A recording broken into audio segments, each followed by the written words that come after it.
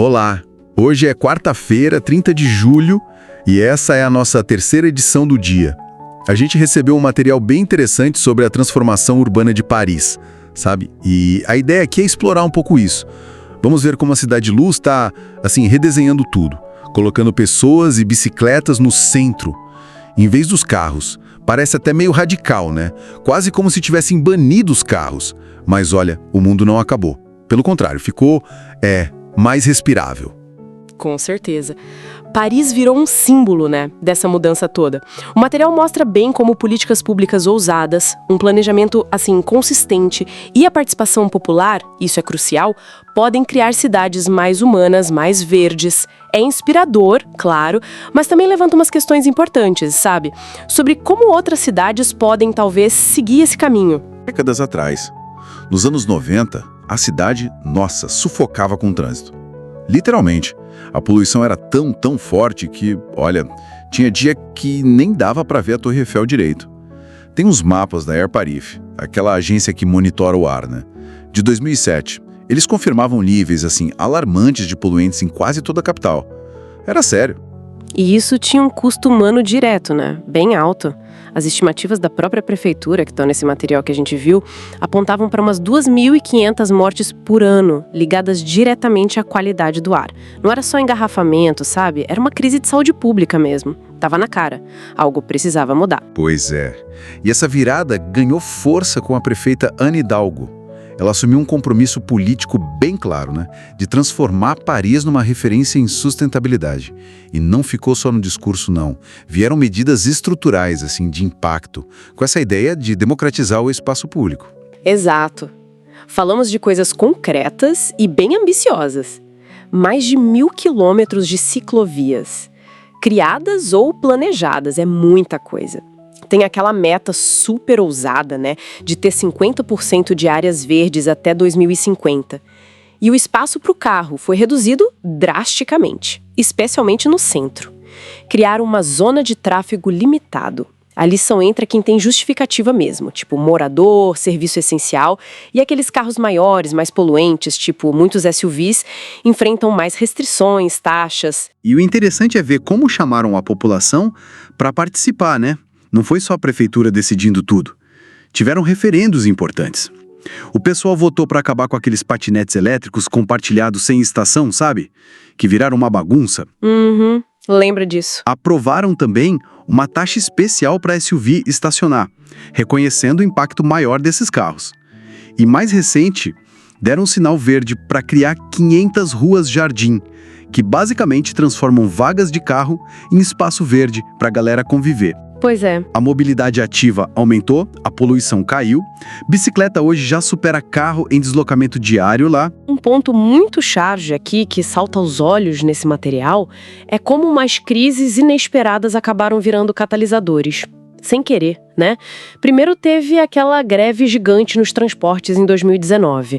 Sem metrô, sem ônibus, muita gente foi forçada, assim, a experimentar andar a pé ou de bicicleta. E descobriram que era viável. E até, olha só, agradável. E logo depois, a pandemia de Covid-19. A necessidade de distanciamento físico levou à criação super rápida daquelas coronapistas, né?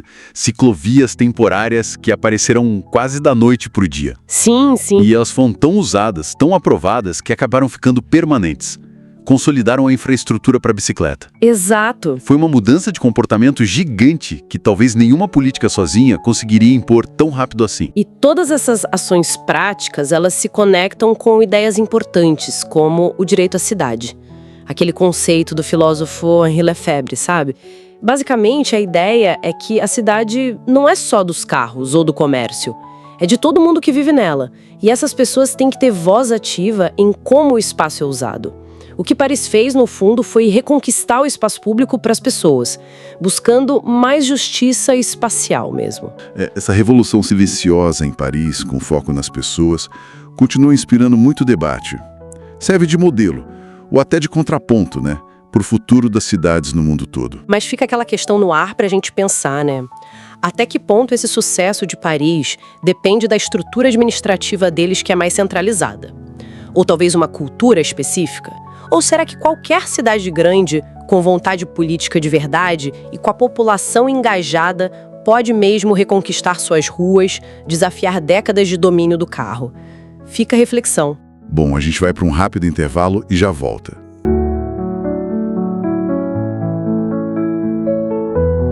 Olá, estamos de volta para esta parte da nossa edição. Agora o foco é nos resultados, sabe? E nos significados dessa transformação urbana lá em Paris. Isso, a gente vai ver os impactos mais concretos no dia a dia, nas disputas pelo espaço. E na própria estrutura social da cidade, né? Exatamente. E tem os conflitos políticos também, claro. O papel da sociedade civil, que foi fundamental. Ah, sim. E aqueles princípios técnicos, tipo a continuidade das ciclovias, a busca por justiça espacial. Vamos analisar tudo isso. Perfeito. Porque Paris virou referência, né? É uma história que inspira. Com certeza. Avalia e inspira. Olha, e os números são de cair o queixo.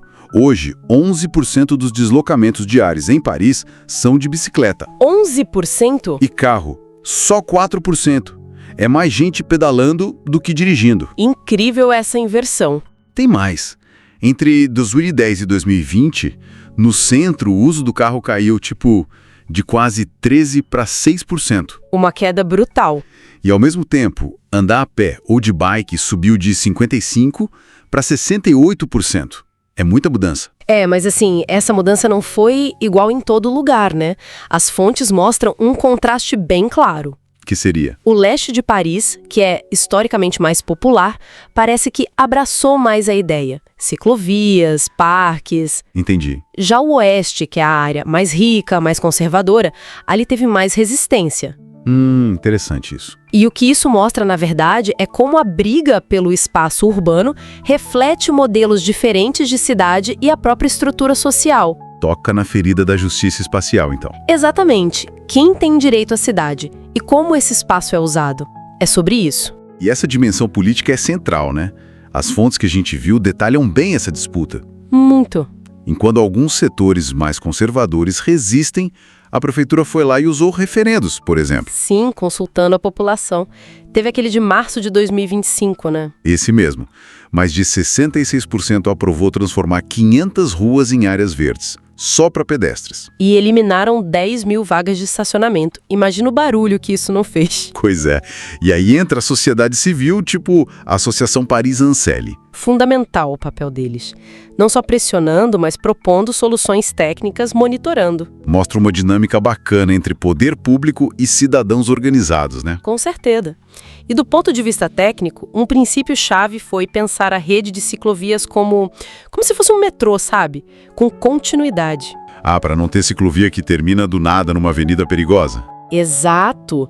Para dar segurança, fluidez. A pessoa precisa confiar que vai conseguir fazer o trajeto todo. Faz tudo sentido. É um detalhe técnico, mas que faz uma diferença enorme na adesão. E as fontes falam de reuniões públicas para definir largura, sinalização. Tentando construir de forma mais democrática, imagino. Sim, claro que teve e tem resistência de motorista, né? Que sente que perdeu espaço. É uma tensão real. Entendi a parte política e a técnica. Mas e os resultados, assim, mais palpáveis? Para a saúde, para o ambiente?